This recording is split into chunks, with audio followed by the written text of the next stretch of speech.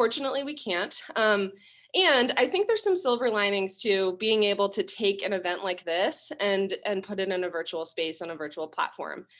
We are able to access and reach and engage with more families than ever before, and we feel really grateful for that opportunity. We've been doing most of our open houses throughout this year in a webinar format, which doesn't, as you know, allow for a lot of engagement. And so in the spirit of wanting to kind of feel like we have an opportunity to engage here and that we have people from literally all over the world, I'm going to open up the chat. And I wonder if you could all just take a moment to share with us where you're calling in from. And I'm going to ask our students and our faculty that are on the call, you can participate too, but where are you calling in from? I think it would be really cool to kind of see where we're sort of all located across the US and the world right now. Thanks, Cole and Sam.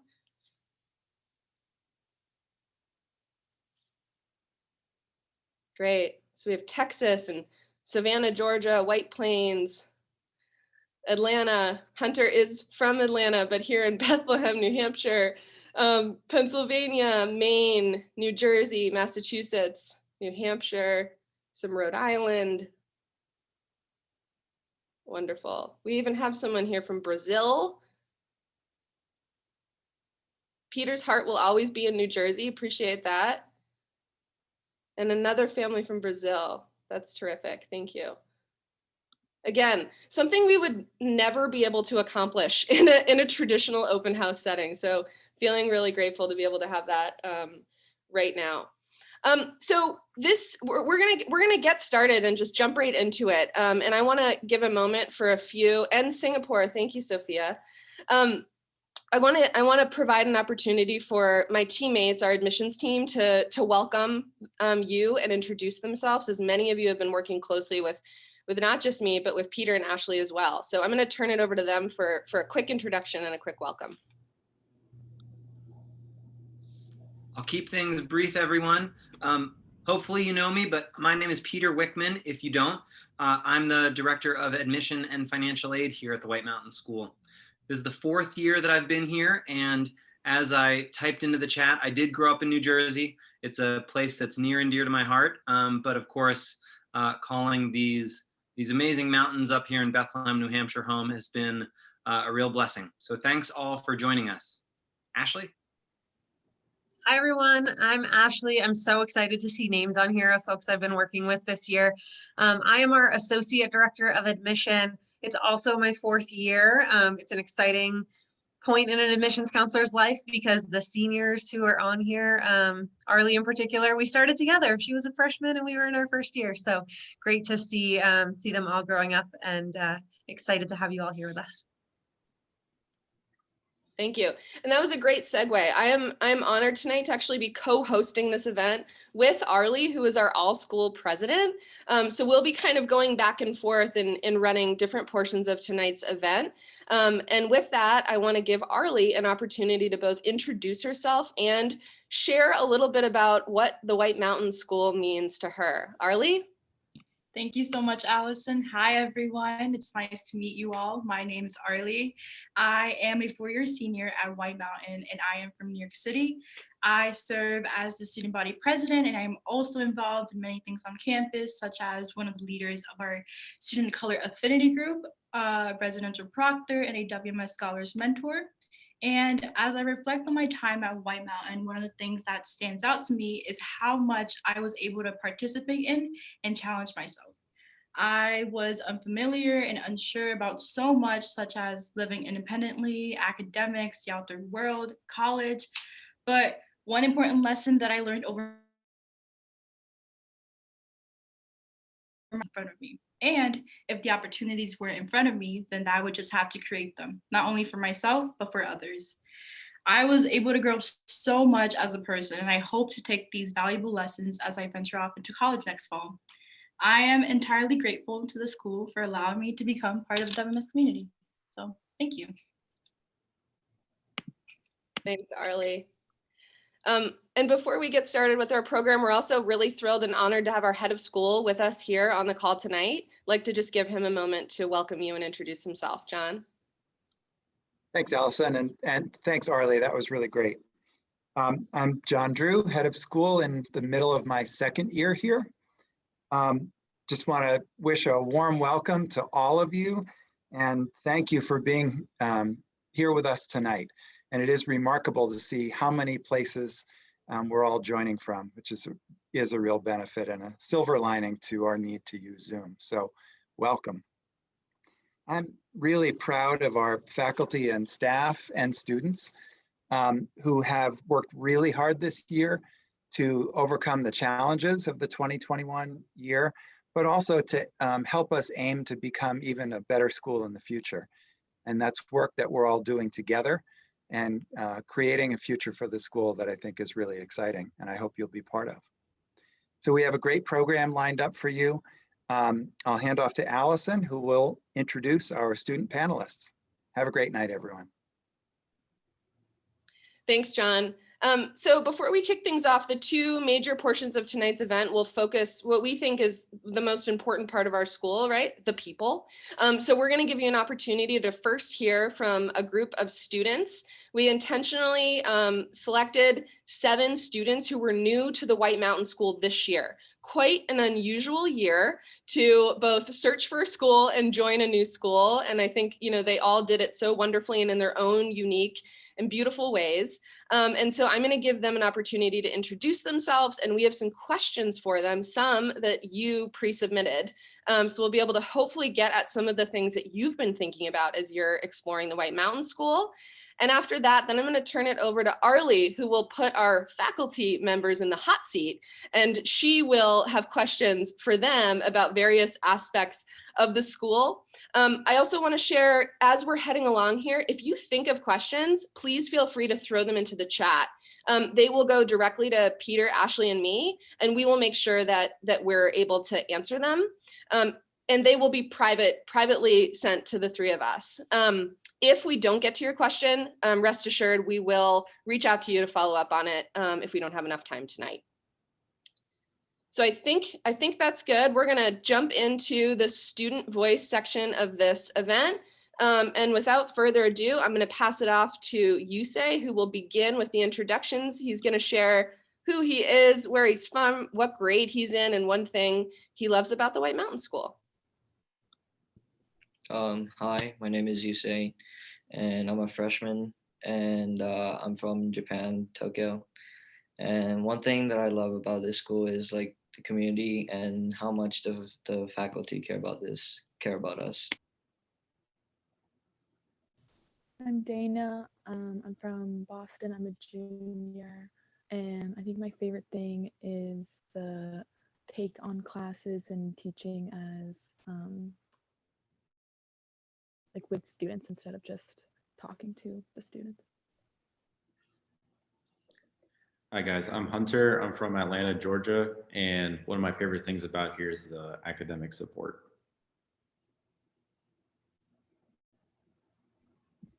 I'm Alexis. I'm from Dallas, Texas.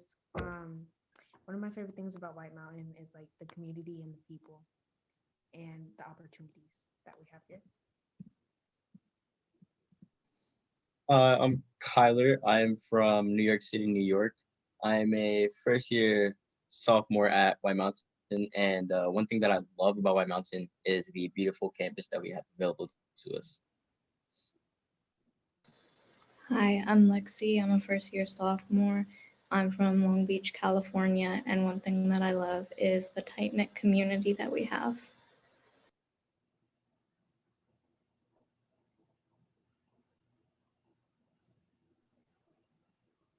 Josh, that's you. Oh, I wasn't seeing that I could unmute yet. Sorry. Hi, I'm Josh. I'm a sophomore and I'm from Rumson, New Jersey.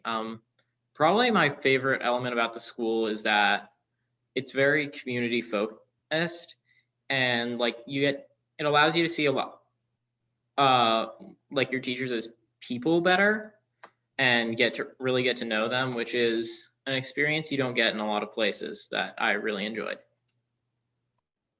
Thank you for that, everyone. So now we're just going to jump into, I just have some specific questions. We tried to sort of collect all of the questions that you pre-submitted and sort of think about which ones might be most relevant for each student. So we're going to start with Yusei. As you mentioned, Yusei, you are from Tokyo, Japan, and you became a new student at the White Mountain School this year as an international student traveling super far away from home. I wonder if you could share some reflections on what it's been like to be a new international student this year at the White Mountain School. As we saw in the chat, we have a few students for whom, you know, that would be their reality. Yeah, so it was definitely nerve-wracking at the start, and especially because you're traveling to a whole new country and the environment's a lot different if you're from like the city, and you also get homesick a little, but it doesn't last that long, and it may take some time to get used to because of the culture differences and stuff. But people here are really friendly, and it's really easy for you to get along with everyone and ask questions if you need anything. And it really feels like you're part of the community. So yeah, it's really great. It's really easy to get used to. And one person who has really helped me was Karen, who was also my science teacher last semester, and she's also my dorm parent right now. And she has really been helpful to me and really kind, and she really cares about me. So yeah, those are nice things about One Mountain. Wonderfully said, Yusei, thank you. And again, attendees and guests, as we head along, just please feel free to drop questions into the chat and we will make sure we incorporate them. Next up is Dana. Dana, you joined the White Mountain School as a new junior, which we always welcome, you know, a handful of new juniors to the White Mountain School each year. You know, some, you know, experience, you know, that process with some anxiety and concern that it's a really important year academically, and just sort of entering the school as a junior can be sometimes a concern for some students and families, understandably so. Could you just talk a little bit, like for you and your situation and the school you were coming from, like what that experience was like for you academically, socially, and otherwise? Yeah, so the school that I was last at was very competitive academically. And so coming here, it was almost like a shock to see how almost better the transition was of being able to enjoy my classes and fully take in the material and like all that. And along with that, the teachers are so helpful. Like all I had to do was ask once for help, and multiple people would reach out and ask if I needed help with anything, and that was a huge difference coming here.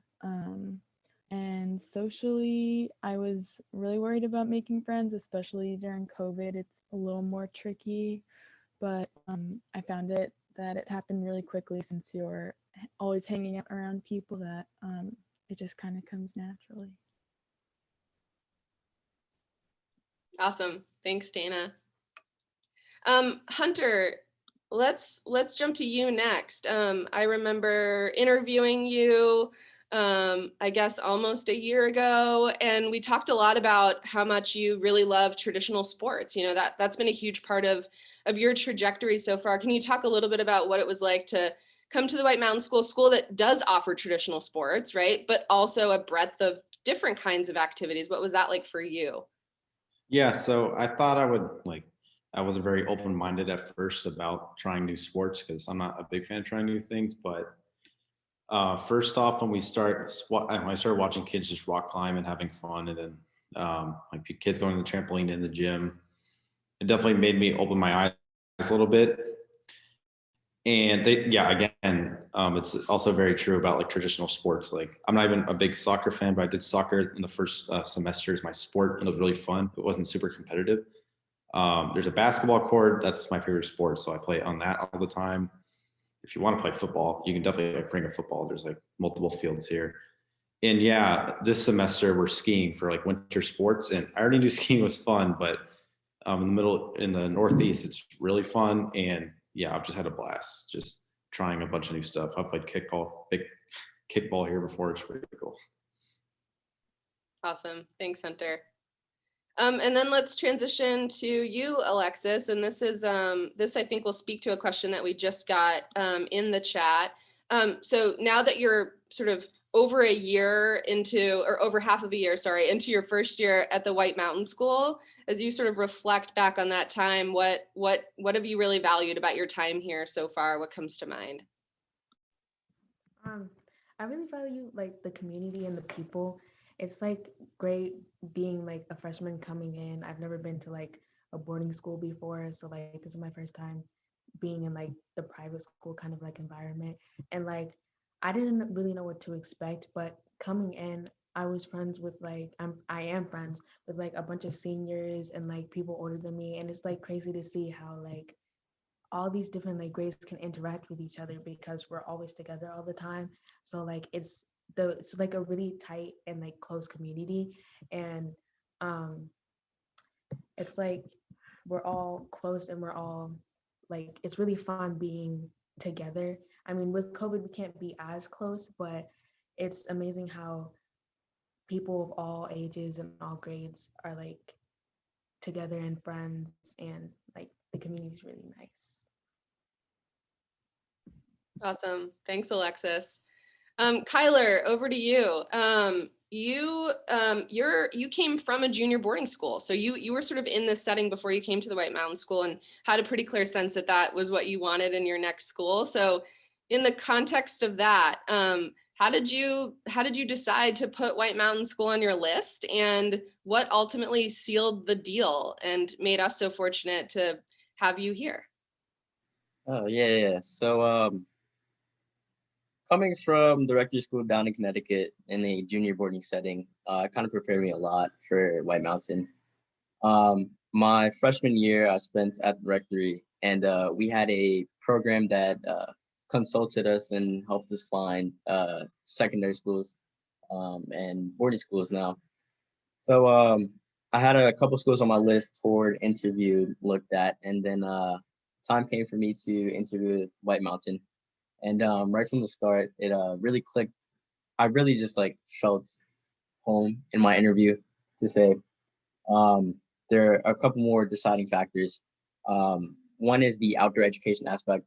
I love the outdoors, and White Mountain just has really like a lot of um, skills and techniques and stuff that you can pick up through the outdoor education program. Um, Out of all the schools that I have toured and interviewed with, White Mountain's commitment to current events in the context of specifically the Black Lives Matter movement and everything related to that was really, it just stood out to me because White Mountain was honestly the only school that I saw that actually cared about it and knew what they were doing with it.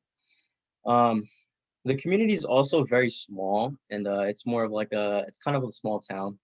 So it's really like the faculty members and the students, we're very close to each other. And anytime we need help, it's just amazing. So it's just like, it's basically my home away from home being so far. So those are the main deciding factors that helped me choose White Mountain. Thanks, Kyler. I know, a lot of students are going through this process right now, so it's helpful to kind of hear what it's like for someone who's already gone through it. Lexi, let's turn it over to you, all the way from Long Beach, California. We do pull quite a few students from the West Coast and from far away from New Hampshire. Can you speak to what it was like for you to come to school on the other side of the country and in a little bit of a different climate? Yeah, it was definitely an adjustment because I'm used to very warm weather.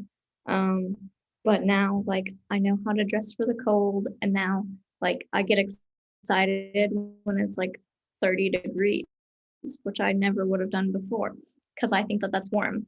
But it was like my first time being on like a long flight without like my family, and it's definitely hard to like not be with them all the time. But it's nice that like I'm just a phone call away. Yeah. Awesome. Thanks, Lexi. And then we'll round it up with Josh, and then we have a couple questions for the group.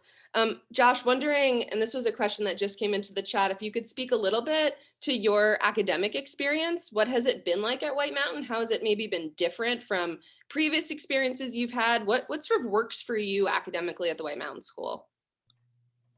Yeah. So coming here was really different because I had been primarily in a public school system before. And it was a very stark difference. Like in all my classes here, I'm getting a very focused, it's very focused on teaching with a purpose, I would say, because I'm learning things not just because there is a certain curriculum that needs to be taught, but because it is useful.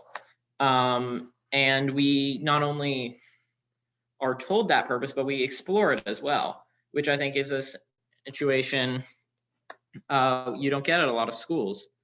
And there's a lot of support baked into that system as well.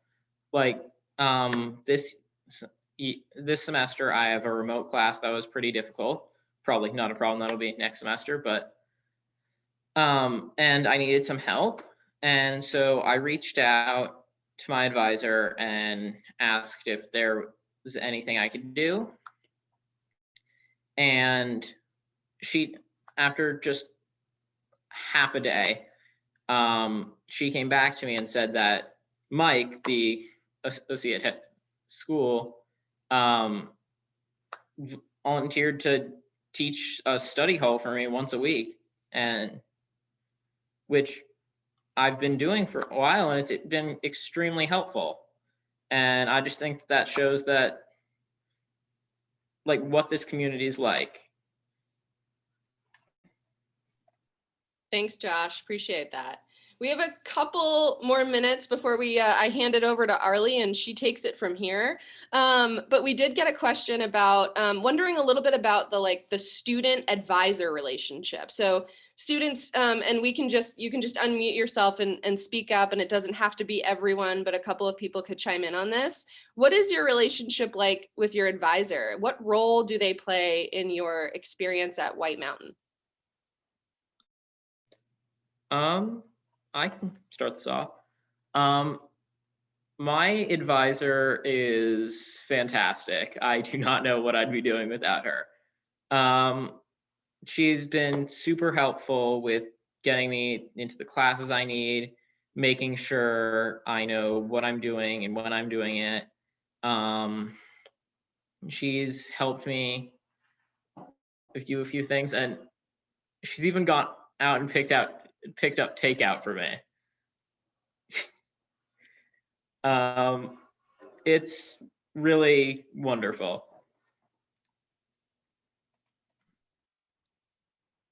Thanks, Josh. Anyone else want to chime in? I can. I really like my advisor, and my advisor group, Lexi's in it. I think it's always we meet at least once or twice a week, and it's fun. It's nice to have that check-in and always have someone there, and also just another person to go out and grab food since we're not allowed off campus. And they really are just I guess almost like a parental figure that you can go to with absolutely anything. And yeah.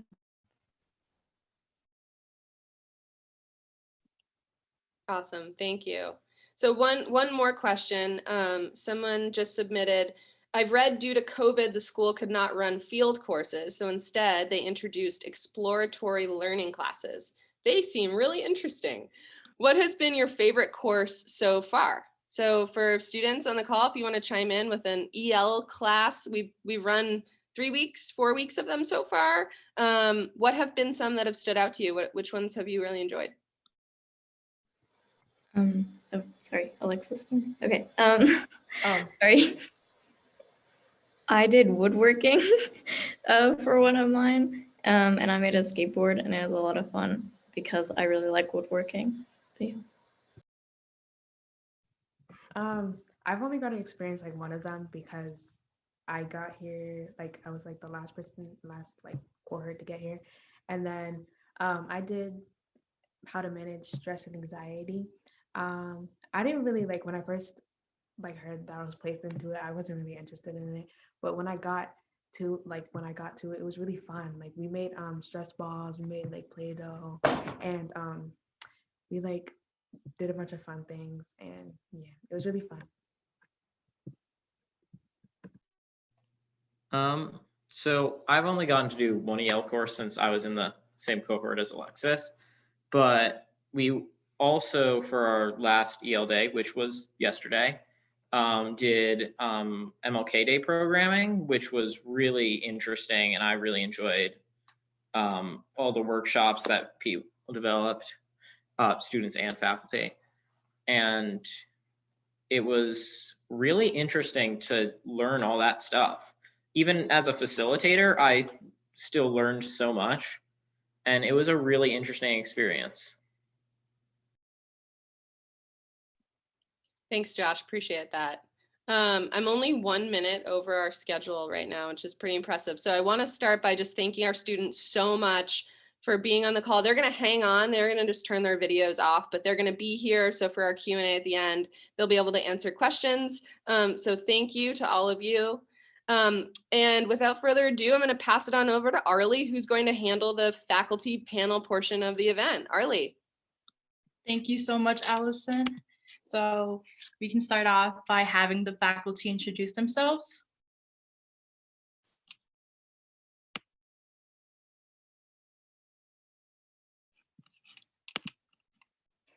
Mike.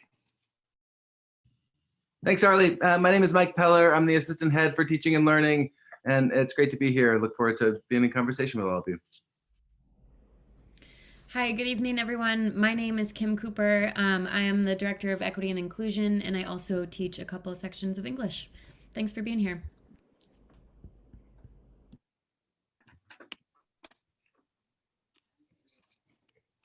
Hey, everyone. I'm Evan. I'm our Acting Director of Student Life.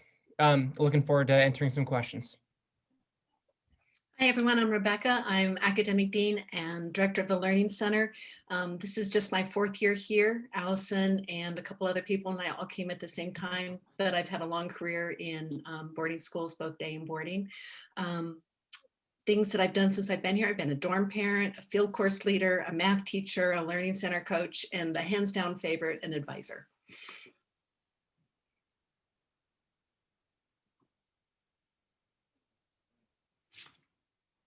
Sorry, I'll go next. I am Rachel Van Wylen, and this is my 5th year at the White Mountain School. I am the chair of the art department. I'm also the head of the male identifying younger dorm, and I coach cross country, and I'm also the leader of the co-curricular activity Eco Art. And I'm just in such a great mood because I so enjoyed hearing our student panelists talk, so can't wait for the rest of this. Hi, everybody. My name is Matthew Toms. I'm the director of our Student Assistance Program, which is our in-house counseling and support program. I also run our White Mountain Scholars Program, which we can probably talk about more tonight if anyone has questions. And I also run our Whitewater program, and I lead field courses. I'm an advisor. Yeah, and I love the White Mountain School. Thank you all. Again, if you guys have any questions, make sure you drop them down in the comment chat. So we'll start off with Mike. What does White Mountain value about teaching and learning, and how does that show up in a student's academic experience throughout their time at White Mountain? Thanks, Arli. I'm gonna take a little bit of a risk here. I'm gonna share 3 words that I think define the academic experience. But maybe just to see how much they resonate. If you could just unmute yourself, I'd love to hear like what words, if I'm gonna choose 3 words to describe, and this is not scripted, 3 words to describe the academic program, what would they be? Let's hear from 2 or 3 of you. What do you think that I would say? Inclusive. Cool. Inquiry. Inquiry. Understand. Oh, One more. interactive. All right, cool. So inclusive, inquiry, interactive, understanding. The three words that I'm going to talk about are choice, purpose, and impact. And the ones that you mentioned circle around there. So let me try to give you a sense of what it's like to be a student here through a couple of vignettes. I was walking up to campus and I see one of our 9th graders walking down to our pond. He has got goggles, flippers, and this big box. And I'm like, Peter, what are you doing? And he said, well, in my biology class, they just did a conservation biology unit, and they were talking to a moose expert who was looking at moose population in northern New Hampshire. And the teacher said, you can now explore a topic of your own interest. So this is choice of your own interest based on what we heard from this moose expert. Well, Peter, who loves fishing, wanted to study the fish population at our pond, got permission, and he swam out with his flippers and mask and dropped down a crate that he created in our iLab so that he could start counting fish population. In what other schools are you doing that? Another example, in our 9th grade class, Matthew, who teaches our English class, what he does every single week is he creates a playlist of options. So all students are trying to do this one thing, but he gives you 8 different ways that you could do that thing and says, why don't you choose 2 or 3 that are of interest to you? When all of a sudden students have choice in the thing that they're doing, when they see agency in that, the work is more meaningful, it's more engaging, and the quality is better, and the learning is more long lasting. Talk about purpose. And someone used the word inclusive. I think there are two through lines to our academic program: social justice and environmental sustainability. When we think about the world that our students live in and will enter in as adults, as community members, as leaders, how do we make sure that students are grappling with the important topics that they need to? And I really appreciated, Kyler, hearing you talk about one of your interests in coming to this school and the obvious commitment, for example, to Black Lives Matter. So when we think about purpose in classes, let me give you some examples. We broke down our US history survey course so that we had a bunch of different electives that really speak to students and that matter. So there's a US history course that focused on natural disasters and humanitarian efforts as we think about the impact of climate change and how do we get students to be a part of that. We have a course that's looking at 1619 Project and thinking about sort of history, the history of slavery in the US and how do we retell untold stories. There's a US history class that's looking at the presidency. So as the election was going on, and as this was part of the national dialogue, students were exploring what is the role of the presidency and how has that played out over the history of the United States. In our statistics class, a lot of times people sort of think about math. I'm a former math teacher, think about math and they're like, why should I care about math? Our stats teacher took the entire stats curriculum and ran it through a lens that was looking at structural racism and criminal justice system because he was so motivated by sort of the need to respond to the violence against Black Americans, this in particular this summer, but the legacy of. So students are studying things that matter. And lastly, so choice, purpose, and the last one is impact. We want students to understand that they can have an impact immediately in their community and sort of the broader community, rather than in most schools where the learning is transactional. Teacher says, do an assignment, student does the assignment for the teacher turns back, returns the work and says, this is how you did. Instead, we have students presenting to the entire school. We amplify that. They're getting on Zoom calls and presenting out around the country, around the world, because what our students are doing matters. It matters to them, it matters to us, and we want to make sure that they see how important it is to take ideas and share them. I think when you think about, sorry for the long-winded answer, Arli, but like the importance of our academic program, what we do is we find ways to either reignite or throw tons of fuel on the fire of student curiosity. And we, as a school, as adults in the school, we will continuously find ways to say yes to your creativity. So we're excited for you to come here to learn with you, the questions you ask and explore. Thanks. Thank you, Mike. We have this next question for Evan. What does a typical day look like for a boarding student? Great question, Arli. Typical day, you got to start with breakfast. So you grab breakfast. Official day sort of kicks off at 8:30. And that day kicks off with like one of two things usually, one of which is a morning meeting that happens 3 days a week. It's like an awesome chance for our community to come together, and a student or a faculty gives a morning reading. And then we have some time for announcements. This year it's over Zoom. Usually it's all together in our chapel. So a great way for us to sort of kick off the day as a community. If we're not having morning meeting, we're in our advisory groups, which some of the students talked about earlier, hanging out with our advisories. After that, we go into our morning classes, which Mike just talked a bunch about. Head to lunch, afternoon classes, and then after the academic day is done, that's when our co-curriculars start. So that word co-curriculars is what we use. You might have heard of them as sports before. We say co-curriculars, and students are doing a ton of different things. And we heard a little bit about this before, but students are, some of them are playing soccer, some of them are rock climbing, some of them are working on our farm. So tons of different things that students are doing in the afternoons. Then students have a little bit of time to relax after a long day of co-curriculars before dinner. Students have dinner, and again, in a non-COVID year, some of those dinners are something called family style dinners, or FSD, where we come together as a small group of an assigned table, and we have conversations and share a meal together in that manner.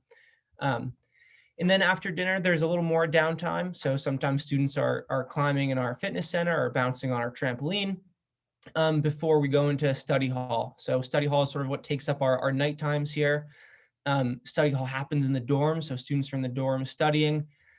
And then after study hall, we do a little community maintenance in the dorms. So we're either cleaning our rooms to pass room inspection, or we're cleaning up the dorm to pass dorm jobs.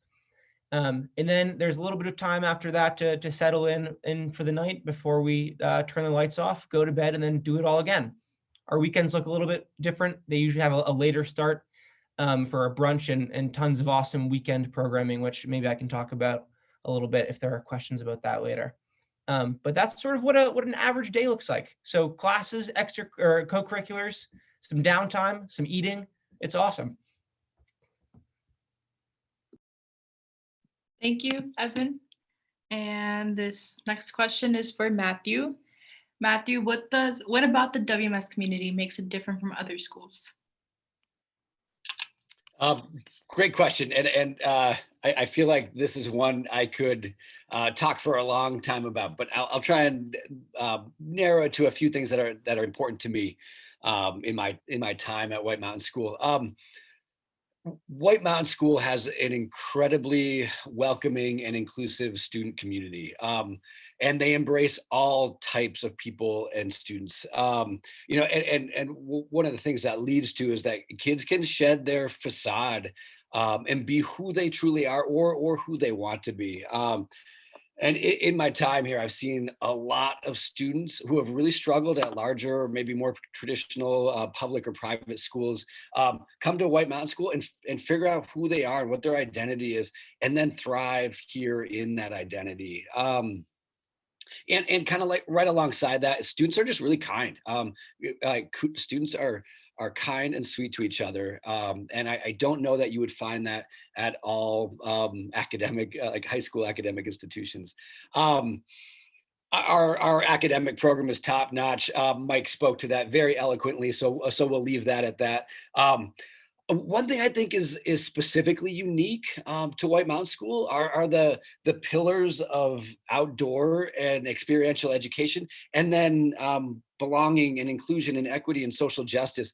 And even more cool is how those pillars kind of come together. I don't know that there's a school in the country where this is happening in the way it is at White Mountain School, and it's unique and powerful in a lot of ways, and I'm really excited to see where we go with it over time. I could go on and on, but one of the things I feel like I need to mention that I think makes White Mountain School a little bit different is it's simply fun. It's a fun place to be. Being here is fun. I genuinely look forward to coming to work every single day because our students are fun and the things we hear are fun. Orient trips are fun. Community weekend where we play games and have a giant tug of war and do sidewalk art and again we have a giant slip and slide. Is fun. We have coffee houses and international night. We play a campus-wide all-school giant game of capture the flag. We have a dodgeball tournament where we all dress in weird costumes. We have a quiz ball. Like, just, we do a lot of fun things. And school is school, and it's sometimes a lot of hard work, but we balance that with making sure we're having fun. Again, I could go on and on, but I'm gonna stop there and leave room for other folks. Thank you, Matthew. I definitely agree with that statement too, especially for me, like being able to like challenge myself and step outside my comfort zone, like try outdoor sports. I think like this community has definitely helped me with that too. This next question is for Rachel. What opportunities are there for students to explore the arts at White Mountain?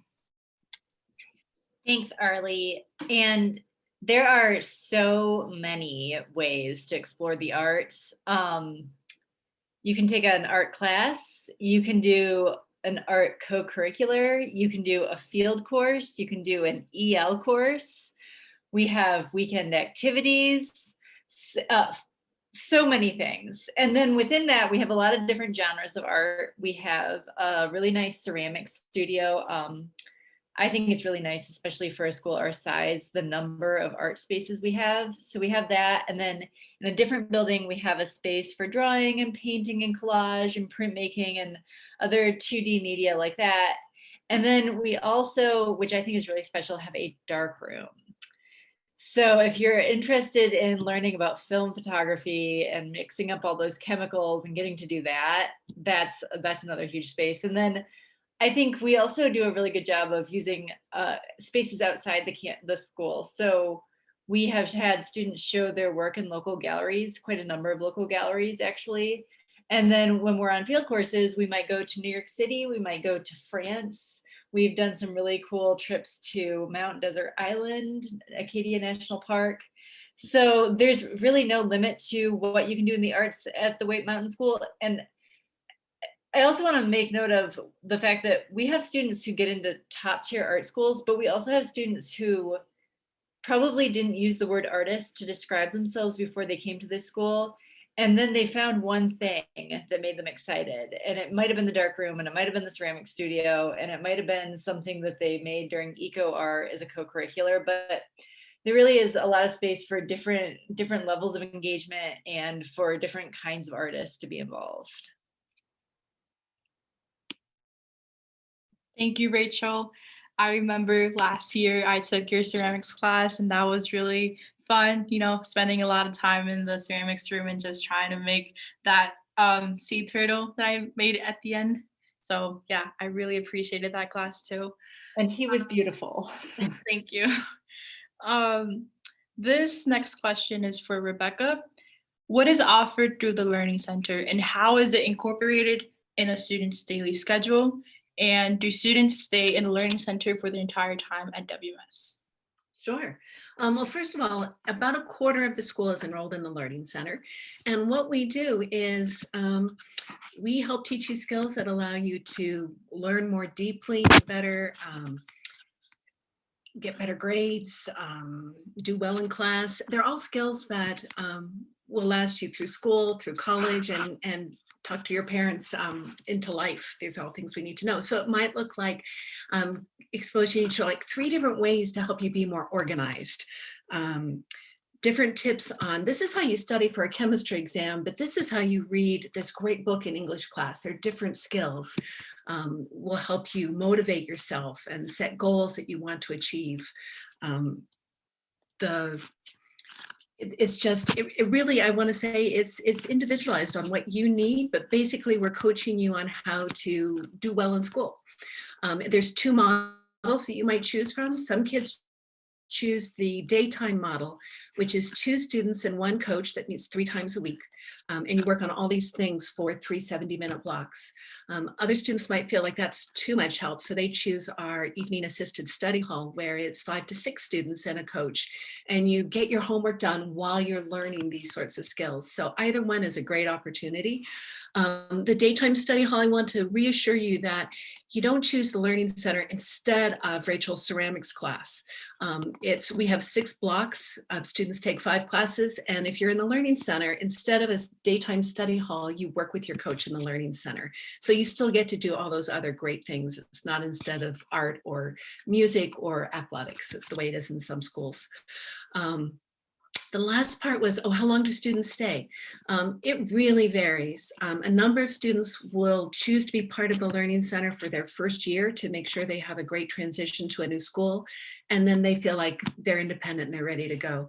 Other students feel like they want to be with us for their entire time, all the way through helping them transition to go to college. So again, it's individual.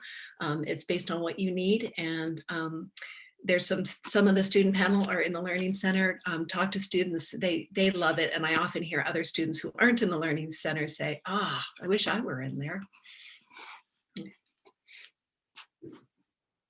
Yeah, I definitely agree with that. Though I was never in the Learning Center, I definitely saw how it like really helped my friends. And yeah, this next question is for Kim. How does White Mountain's commitment to equity and inclusion show up in the academic and co-curricular experiences? Thanks, Arli. I think let me like take a couple steps back on that question before I answer it, and just say about White Mountain School's commitment to equity and inclusion is that it is something that shows up in what Rachel is talking about in the art department and in student life, like Evan said, and Mike talked a lot about the options in the academic program too, in the Learning Center and field courses. And so I think our commitment starts with not being seen as a co-curricular or a thing you can do here, but a vision and a mission that is embedded in all of these things you're hearing about tonight. And part of that is in, an aspect of the equity and inclusion and justice work is that we have a culture of belonging where everyone feels like not only have they been accepted to the school, but they are fundamentally a part of our community and contribute to it as their authentic selves, and not sort of needing to change a part of themselves to be a part of us. So that's like one aspect of it that happens, I think, behind the scenes a little bit more to create that culture of belonging. And of course, that's something we're striving towards, not something that we have perfected. But in terms of academics and co-curriculars and how people might access like learning more about social justice or learning more about identity and power and ways you can get involved in academics, as Mike said, we've created these really cool electives that for right now are sort of living in our humanities and in that one really amazing stats class. And it also lives in opportunities in our field courses, which I know we alluded to briefly tonight in the fact that they're being replaced by EL courses now. But in the past, students have had the chance of taking a field course on intersectional feminism. Last year, I ran a course on examining race in independent boarding schools, and we traveled to 4 different boarding schools and worked with students at those schools to like, what is the culture like? How does it feel for students of color on these campuses? And brought back a lot what we learned to our school and implemented it. There was a field course last year too, collaborating with Soulfire Farm in Albany, New York, and looking at food justice and food deserts and how race impacts your access to food and to land. And so those are some options too. And this year we started having social justice seminars, which are required for all students. And so that gives students an opportunity to think about their own identity, to sort of examine their complex pieces of themselves, and to sort of like do away with that I see as sort of a stereotype that people in marginalized groups are the only ones who have identity. I sort of feel like, oh, I don't need to think about identity because none of my pieces are marginalized, but rather to celebrate in all people the complexities that make us human, and to sort of identify those pieces in ourselves so that we may see that in other people more consistently, more compassionately, and also to learn a little bit about the structures of the world that we live in, and what ones we identify as things we want to be a part of, and what ones we identify as needing change, and how we might go about that change. So there are opportunities to sort of like opt into some of these social justice activities. There's social justice co-curriculars you could be a part of if you want to learn more about what it might mean to be an activist. And then there's also this work that permeates the whole culture. Like I said at the beginning, that we are committed to this community of belonging. And in order to do that, we need everyone to sort of join us on this journey of being inclusive in an anti-oppressive community. Thank you so much, Kim. And honestly, I am so glad to have worked with you and just been a part of like the leadership and just like the core field courses and the class, African American Latinx literature, and to just have like learned so much from you and work with you, you know, with my student council, and like as my role as president. So yeah, I'm very grateful too. Okay, Arli, I can't let you off the hook now. And all of you listening need to know that everything that I just said has Arli's handprint on it, all of that work. And so it is amazing to have learned from Arli, from you as well, and knowing that so much of what we do is student voice. It is never just adults in a room talking, it is adults and students. And if you all were to be a student here, you would know that you are at the table with us, co-creating the kind of community that we want to be. And Arli is the perfect model of that. Thank you. So I guess now we can open it up to general questions. So if you guys have any questions, feel free to ask. Thanks, Arli. I'm going to ask our students to turn their cameras back on. And so Arli, as you were doing such a wonderful job with the faculty panel, a few questions have come up. And so I'm going to open them up to students and faculty. And I'm just going to ask that you raise your hand if you want to answer it. I think that might be the easiest way to sort of navigate 13 people here. And we'll choose a few people to respond to questions. This one might be more sort of student focused. It's an important one. It's asking about the homework load. So what is sort of the work responsibility and expectation outside of the classroom? And in record time, Josh Berry, hand raised, the floor is yours. Yeah, so it really varies. Last semester, I didn't have a lot, and I was able to complete it all during my flex time after class, which is usually an hour block I have for each class, which allows me to work with my teachers on any work I might have, classwork or homework. And that's extremely helpful time. And I'm able to complete a lot of work.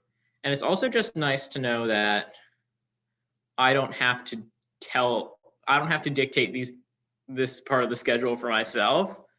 Like, I don't have to assign myself a time to do homework because I know that I'll already have that. But this semester I have a bit more, and it's a decent load, but I'm able to usually complete it during flex or after school for smaller assignments, and I'm usually able to get like weekly assignments just done in a couple of days. There's a lot of time and a lot of support. Thanks, Josh, and thanks for giving up your study hall time right now, all of you. Alexis, would you like to speak to this question as well? It really depends on what teacher you have, what grade you're in, and what like point in the unit you are. So like deeper into the unit, like at the beginning of each unit or the beginning of a new semester, it's really like a light load for like everyone, no matter what teacher or grade you're in. But like as you get further into the unit and you get like doing more like complicated work and stuff like that, you get like the workload is more, but it's not an overwhelming amount, especially if you have like a free block. There's a lot more time to do your homework if you want to use that time to do so. And they give like the homework load with everyone, with every teacher, it's a reasonable amount, and they give you a reasonable amount of time to complete what what's been assigned. Thank you for that. This question has, we might just end on this question because we're at 9 o'clock Eastern time now. But this question has been asked like 4 different times tonight. So I think it's worth sort of sharing it out with the group, and faculty and students feel free to raise your hand to answer, but it's, what has been your favorite White Mountain moment so far? Your favorite White Mountain moment so far? It's a tongue twister. So if you could raise your hand if you're interested in answering that.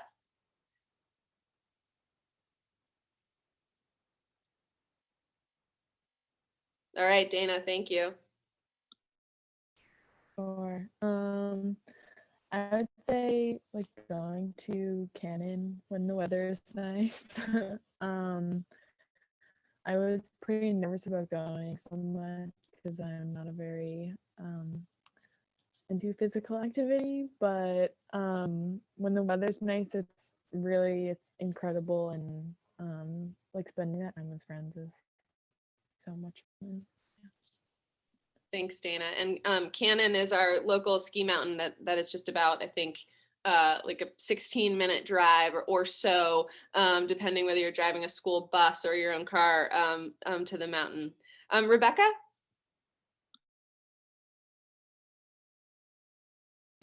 Unmute was not cooperating. My favorite moment happens every fall when students arrive back on campus and you can hear the shrieks and the running to each other and hugging. And it didn't happen this fall because of COVID, but it does every other year.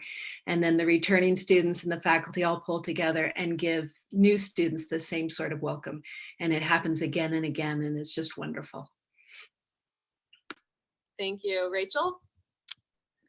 Yeah, one of my favorite moments this year was when we had a morning meeting in our outdoor amphitheater, and the music co-curricular group did a live performance. I think none of us have gotten to, or most of us haven't gotten to experience live music much lately. And so it was a real treat, and also just a kind of a fun experience to see one more way the students are using the arts.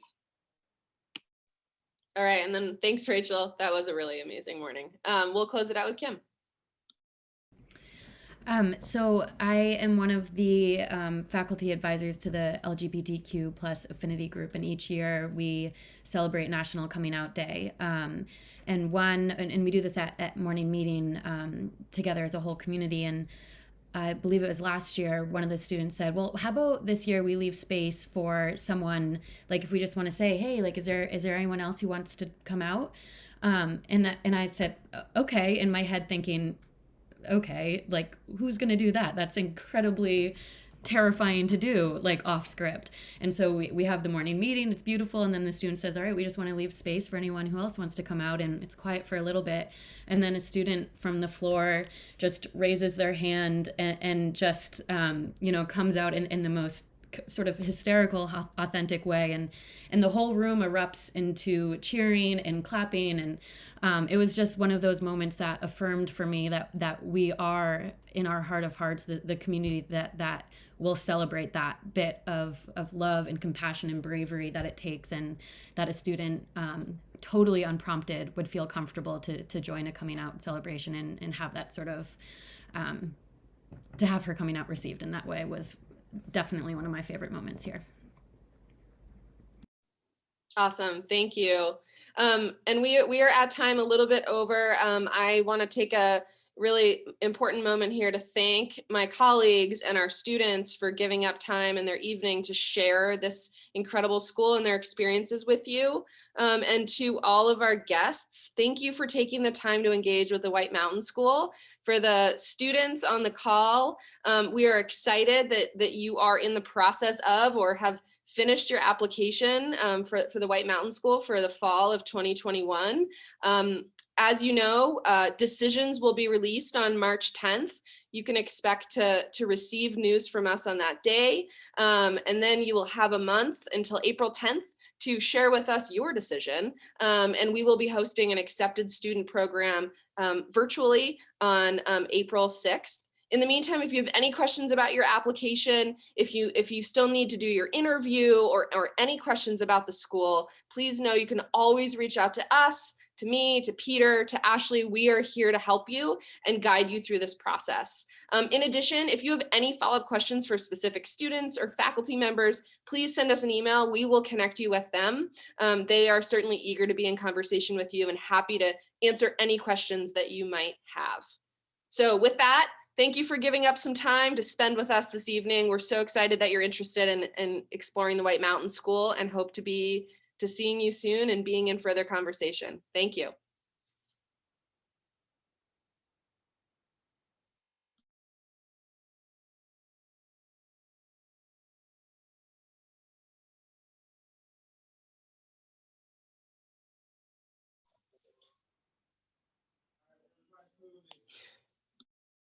Thanks, everyone.